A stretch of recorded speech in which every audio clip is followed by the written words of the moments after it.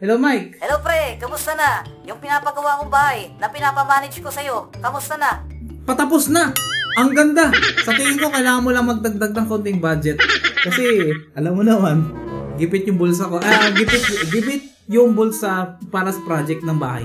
Sana naman matapos na yung bahay kasi ang hirap magpadala ng pera. Kung pwede, lista mo, bantayan mo yung mga tao kasi tutulog-tulog lang. Sabi mo, hindi ko naman alam kasi na mga ganun yung mga taong nakuha ko. Areglado pare, ako nang bahala dito. Kung tutulog-tulog sila, ba't sila lang matutulog? Itamay mo na ako pare. Matagal pa ba yan? Parang isang buwan nyo na ginagawa yan, isang pader pa lang nagagawa eh. Mas marami pang kwento nyo kaysa yung trabaho nyo eh. Hello, Mike. Hello pre, kamusta na? Yung pinapagawa kong bahay na pinapamanage ko sa'yo, kamusta na? 8 buwan na nung pinapagawa ko yan, siguradong tapos na yan no? 8 buwan na pala? Ang bilis ng panahon pre ah. Parang oo, malapit na talaga matapos to. Siguro mga 8 taon na lang tapos na to. Huwag ka naman magbiro ng ganyan pre. Alam ko malapit na matapos yan kasi 8 buwan lang yung kontrata eh. Ano na bang update dyan sa bahay? Pre, patapos na. Ang ganda ng pagkakalatag nila ng kisame. Ang ganda pre. Yung wall, grabe, pulido. May konti lang naman. Ipapaliha ko na yung wall mamaya, okay na. Yung bubong mo pre, baka sa Makalawa baka install nila yon. Kasi medyo ang hirap pre. Ang dami mga nagpapatayo ng bahay ngayon. Ang hirap ng supply ng mga materyales. Yung mga materyales tumaas, sobrang taas. Alam mo, nung nakarang araw ako pa nga nag-abono eh. Sa tingin ko pre, kailangan magpadala ka pa ng pera. Oh no! Diba sa plano, 20 na poste? Eh yung napapalagay pala namin, 4 na poste eh. Magpapadala na naman ng pera. Ikaw naman pre, sobra naman na ata yan. Linggo-linggo na ako nagpapadala sa'yo pero 4 na poste pa lang napapagawa mo. Ano na bang update sa bahay? Yung totoo, matatapos ba yung bahay bago ko umuwi o hindi? Pre, ganito na lang, huwag natin madaliin. Kasi alam mo, mahirap minamadali yung mga trabaho eh. Wala man bubong yung bahay mo ngayon, pero pag uwi mo, magkakabubong na. Sa tingin ko, kailangan mo lang magdagdag ng konting budget.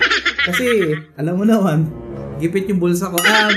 Gipit yung bulsa para sa project ng bahay. Kasi ikaw naman pare, tinitipid mo pa eh. Dapat kasi binigay mo na sa akin buo yung budget eh. Tignan mo, nahihirapan tuloy ako bumili ng materyales. Noong nakaraan, nagpa-deliver ako ng 3 truck ng buhangin. Yung semento, next month na lang. Baka pwedeng buhangin muna. Para pagbalik mo dito, parang beach, maglalagay tayo ng swimming pool, mga ganun. Relax ka rin pa rin minsan. Alam mo naman, mahirap yung trabaho mo dyan sa ibang bansa eh. Pero mas maganda pare, magpadala ka muna ng pera. Kasi kung magpapadala ka ng pera, bukod sa makakatulong ka sa makakatulong ka sa bahay mo, matatapos yan pare. Sa tingin ko, kaunti na lang, matatapos na eh. Actually, hindi ko pala nabilang. Akala ko 4 na poste. Yun pala, 4 na poste, yung kwarto mo lang yun pare. Kung tutusin, 18 na poste na yung nailagay natin, kulang na ng 2 poste. Alam mo naman, gusto mo, mansion yung paggawa mo eh. Kaya mabuti pa pare, magpadala ka na lang ng pera. O siya, hindi ko alam kung ano magiging update ng bahay na yan pero siguraduhin mo matatapos yan bago ako umuwi. Magpapadala ako ng pera bukas. O sa tingin mo, gaano pa katagal yan tatapusin? Yun yung sinasabi ko pare. Kapag gano'n na nagpapadala ka ng pera, lalong nabubuhayan yung loob ko. Lalo akong, alam mo na, parang sinisipag akong ayusin yung pagtingin ko sa mga tao mong tatamad-tamad. Kasi actually pare napansin ko yung mga tao mo, yung gumagawa ng bahay dito, ayun, tutulog-tulog lang, punta dito sa site, tapos matutulog. Oh my God. Gusto pa maghintay ng merienda, pakain-kain lang, dito pa nag-lunch. Pero syempre, hindi ko na ikaw i-stressin. Bakit kasi sila yung ginawa mong tao, okay? Kung ako na sana kumuha ng tao, edi sana mas maganda pa. Mas mabilis na tapos yung bahay. Ayan tuloy, nakukurap yung bahay. Labor ka ng labor sa kanila. Hindi naman sila mag-multiply. Pero syempre pare, alam mo naman, kilala mo ako. Pagdating sa pera, ibulsa ko agad. Ibubulsa ko muna kasi itatago ko kasi. Kasi in the future, may magagamit tayo. Pag uwi mo dito sa Pilipinas, kailangan talaga mag-inuman tayo pare. Hindi pwedeng walang inuman. Pabayaan mo hindi tapos yung bahay mo. Basta mag-inuman. Ako nang bahala sa pulutan, pati sa kwentuhan. Actually, may chismis ako sa'yo. Ikaw talaga pare, puro kakalokohan. O siya, sige mamaya magjo-duty na ako. Ikaw musta mo na lang ako kay engineer ha. Sana naman matapos na yung bahay kasi ang hirap magpadala ng pera. Ibabang transfer ko na lang yung pera ha. Kung pwede, lista mo, bantayan mo yung mga tao kasi tutulog-tulog lang. Sabi mo, hindi ko naman alam kasi na mga ganun yung mga taong nakuha ko. Baka pwedeng sabihan mo sila, huwag masyadong magsayang na materyales kasi ang hirap kumita dito ng pera sa abroad. Areglado pare, ako nang bahala dito. Kung tutulog-tulog sila, Ba't sila lang matutulog? Itamay mo na ako pare. De joke lang pare. Pinapatawa lang kita. Alam ko kasing sobrang stress sa abroad. Ang hirap magtrabaho sa abroad. Alam ko yan pare. Nakikita ko yung pagod mo, kaya ako nang bahala sa bahay mo. Pagpunta mo dito, tapos na yung bubong ng bahay mo, pero wala pang mga bintana. Akong bahala pare. Huwag ka mag-alala. Magpadala ka lang ng budget. Papagawa natin ang bintana dito yung bahay mo. Lagyan natin ng bintana pati sa CR. Pabintana natin full body na bintana. Kung gusto mo yung kwarto mo, wag nang bubungan para bintana na lang lahat Kung gusto mo, para masilip mo kung puno na yung septic tank, lagyan natin ang bintana. Ganun lang yan pare, alam mo naman, ang galing-galing ko.